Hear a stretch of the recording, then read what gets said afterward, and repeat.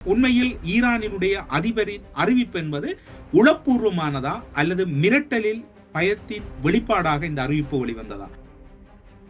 உங்கள் மீது எங்களுக்கு கோபம் இல்லை. ஈரானினுடைய அதிபரை மண்டியிட வைத்தது யார்? ஈரானின் அதிபரின் இந்த மனநிலைக்கு காரணம் என்ன என்று முக்கியமான ஒரு ஆதாரம் எம்பசம் இருக்கிறது. ட்ரோன் மற்றும் ஏவுகணை தாக்குதல் இடம்பெறாது என்கின்றதையும் அவர் உறுதிப்படுத்துகிறார் என்றால் அங்கும் ஒரு மிக ரகசியம் இருக்கின்றது. ஈராக்கை பொறுத்தவரையில் இவ்வளவு விரைவாக இந்த அறிவிப்பு வெளிவரும் என்று கூறவில்லை. ஆனால் டொனால்ட் ட்ரம்ப் தொடர்ச்சியாக கூறுகிறார், அவர்கள் சரணடையும் வரை அவர்கள் மீது தாக்குதல் நடத்தப்படும் என்று.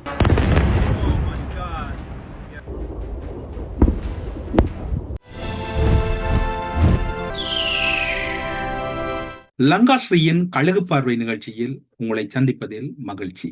கழுகார் வருவதற்கு தாமதமாகிவிட்டது என்கின்ற தேடல் உங்களிடம் இருக்கலாம்.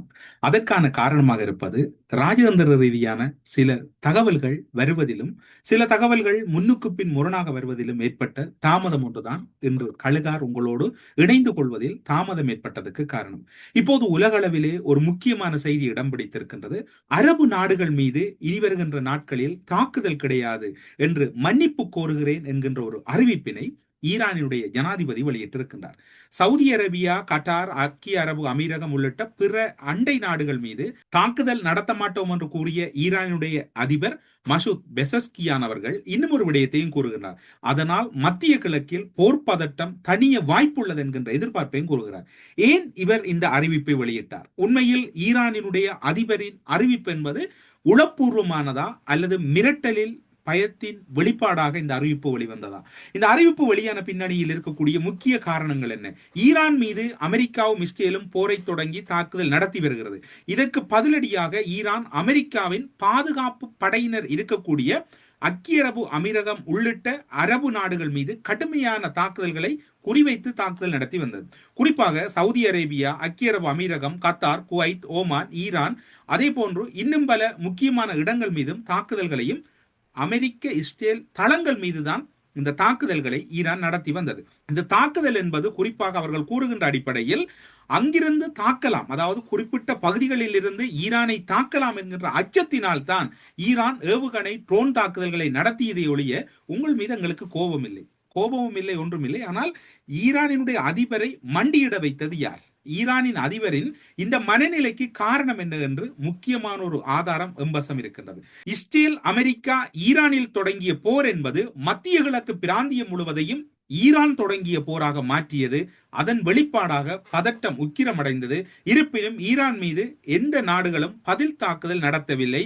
ஈரான் தனது தாக்குதலை நிறுத்துங்கள் நிறுத்துங்கள் என்றுதான் அனைத்து மத்திய கிழக்கு நாடுகளும் ஒரு கோரிக்கை விடுத்துக் கொண்டிருந்தார்களே ஒழிய எந்த ஒரு நாடும் ஈரான் மீது தாக்குதல் நடத்தவில்லை.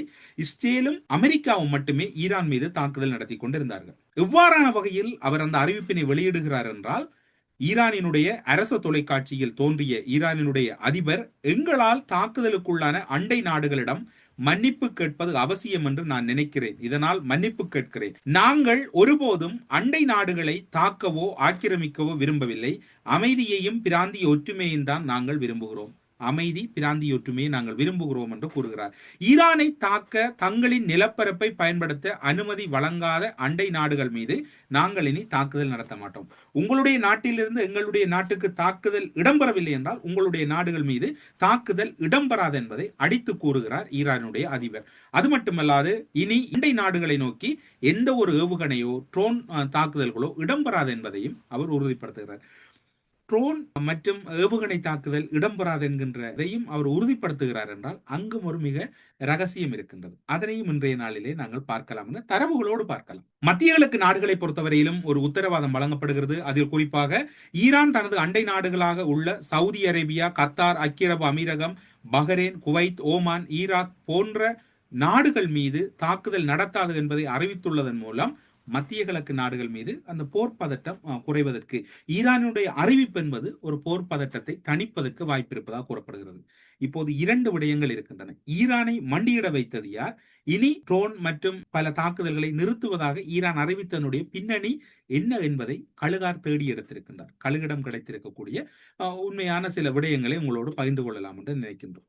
ஈரானுடைய அறிவிப்பு மத்திய கிழக்கு நாடுகள் மீது இனிவரப்போகின்ற நாட்களில் ஏவுகணை ட்ரோன் தாக்குதல்கள் இடம்பெறாது. ஏன் இடம்பெறாது என்கின்ற ஒரு தேடல் இருக்கின்றது. ஈரான் ஏவுகணைகள் மற்றும் ஆளில்லா விமானங்களின் தாக்குதலை படிப்படியாக குறைத்து வருகின்றதா அல்லது குறைந்து செல்லுகிறதா என்கின்ற ஒரு தரவு வெளியாகி இருக்கின்றது. அதன் அடிப்படையில் பார்க்கின்ற போது ஈரான் முதல் நாளில் பாலிஸ்டிக் மிசைலை 380 ஏவுகின்றது. ட்ரோன் தாக்குதலை 294 நடத்துகிறது. இரண்டாவது நாளில் பாலிஸ்டிக் மிசைலை 175ஆகவும் ட்ரோன் தாக்குதலை 541ஆகவும் இலக்கமிடுகிறது.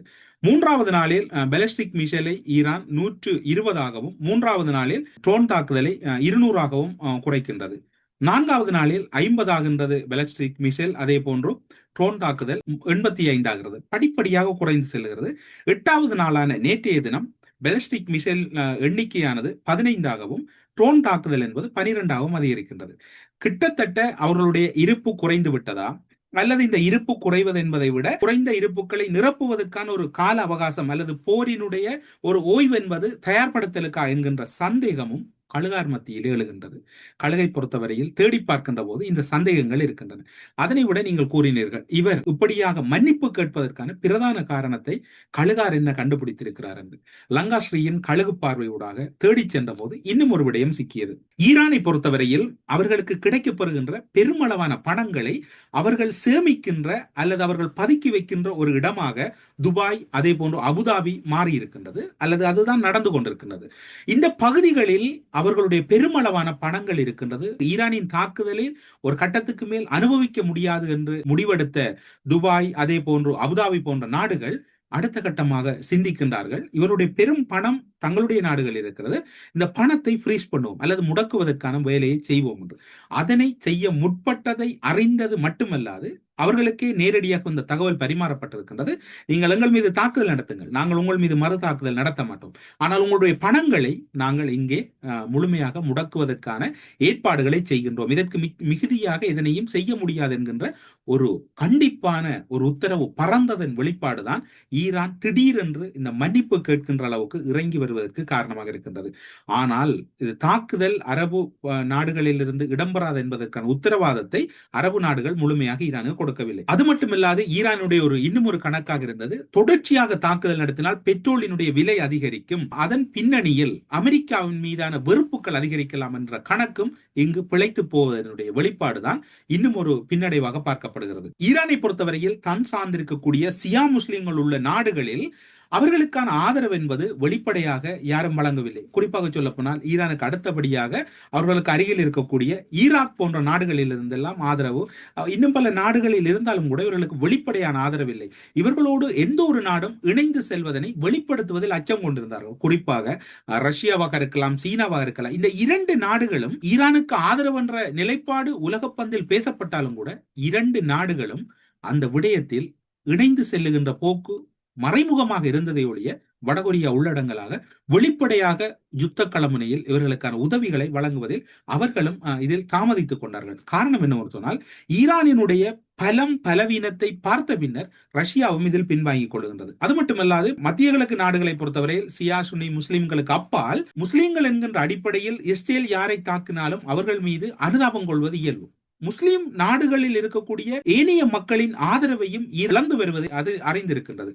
மத்திய கிழக்கு நாடுகள் மீது தாக்குதல் நடத்துவதனால் அந்த மக்களும் தங்களை வெறுக்கின்றார்கள் என்ற ஒரு பெரும் பதட்டமும் அவர்கள் மத்தியில் பயமும் வந்ததன் வெளிப்பாடுதான் இந்த மன்னிப்பு கேட்கின்ற அளவுக்கு சென்றதை ஒழிய ஈரான் பொறுத்தவரையில் இவ்வளவு விரைவாக இந்த அறிவிப்பு வெளிவரும் என்று கூறவில்லை. ஆனால் டொனால்ட் ட்ரம்ப் தொடர்ச்சியாக கூறுகிறார், அவர்கள் சரணடையும் வரை அவர்கள் மீது தாக்குதல் நடத்தப்படும் என்று. இந்த அறிவிப்பு ராணுவ ரீதியாக ஈரானுடைய ஒரு தார்மீகமான அறிவிப்பாக பார்ப்பதா அல்லது ராணுவ ரீதியாக இதனை தந்திரோபாய பின்வாங்கலாக பார்ப்பதா அல்லது இவர்களுடைய பலவீனத்தின் வெளிப்பாடாக பார்ப்பதா என்பதை இன்னும் ஒரு 48 மணித்தியாலங்களின் பின்னர் தான் கழுகார் மூலம் உங்களுக்கு கூற முடியும்.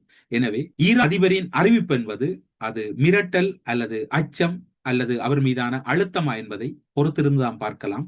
கழுகு பார்வையூடாக இவற்றைத்தான் இன்றைய நாளில் உங்களுக்கு கூறியிருக்கின்றோம். இந்த அறிவிப்பானது மத்திய கிழக்கு பகுதிகளிலே ஓரளவு அவர்கள் மத்தியிலே ஒரு சமரசம் அல்லது ஆசுவாசப்படுத்துகின்ற வகையில், அவர்களும் ஒரு அமைதி கொள்ளக்கூடிய வகையில் இந்த அறிவிப்பு இருப்பதாக மத்திய கிழக்கில் இருக்கக்கூடிய பலரும் கூறுகிறார்கள். அது மட்டுமல்லாது, யுத்தம் இடம்பெற்றவுடன் எண்ணெய் தீர்ந்துவிடும், எரிவாயு தீர்ந்துவிடும் என்கின்ற கருத்துக்கள் எல்லாம் எல்லோரும் மட்டிலும் பேசப்பட்டது. ஆனால் அது உண்மையல்ல. எல்லா நாடுகளை பொறுத்தவரையிலும் பெரும் எண்ணிக்கையில் அல்லது பெரும் கனதியான பகுதியை அவர்கள் சேமிப்பிலே வைத்திருப்பார்கள். அவ்வாறு சேமிப்பில் இருக்கின்ற பகுதிகள் கூட பல மாதங்களுக்கு பயன்படுத்தக்கூடியதாக இருக்கும்.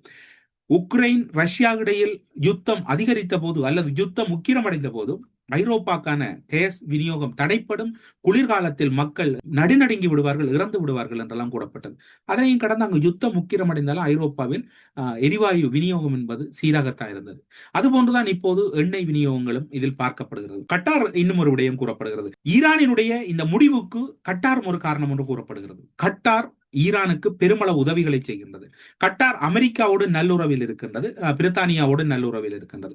ஆனால் ஐரோப்பாவுக்கான 20% மேற்பட்ட எரிவாயுக்களை கட்டார் விநியோகித்துக் கொண்டிருக்கின்றது. இப்போது இந்த யுத்தம் ஒரு வாரத்துக்கு மேல் நீடித்தால் பொருளாதார ரீதியாக பெரும் நெருக்கடிகளை குறிப்பாக மத்திய கிழக்கு நாடுகள் எதிர்கொள்ள வேண்டி இருக்கின்றது. அதில் கட்டாரும் சிக்கிக்கொள்ள நேருகின்ற ஒரு ஆபத்து இருந்தது. கட்டாரை பொறுத்தவரையில் கட்டாரில் இருந்து ஈரானுக்கான பெருமளவு உதவிகள் தொடர்ச்சியாக வழங்கப்படுகின்றன. கட்டாரினுடைய ஒரு ரகசிய டீலும் தான் இந்த முடிவுக்கு காரணம் என்று கூறப்படுகிறது. ஒட்டுமொத்தத்தில் ஈரான் என்பது ஒரு சுயாதீனமான முடிவாக இதனை பார்க்க முடியாது. யுத்தம் செய்துதான் இந்த களமுனையை நான் வெல்வேன் என்று கூறிய ஈரான் இப்போது திடீர் மாற்றங்கள் ஏற்பட்டிருக்கின்றது.